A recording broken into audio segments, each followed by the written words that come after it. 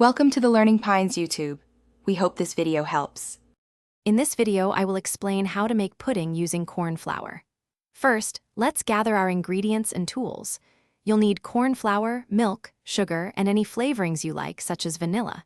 Make sure you have a saucepan, a whisk, and measuring cups ready. For a standard batch, measure out 1/4 cup of corn flour.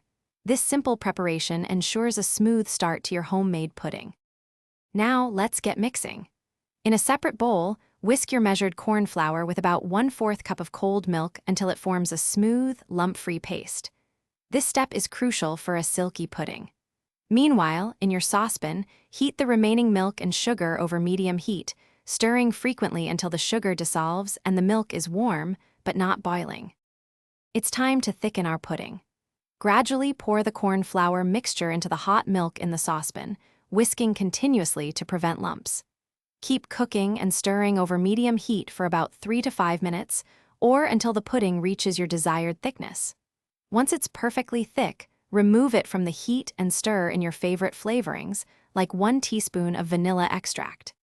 Your delicious corn flour pudding is almost ready.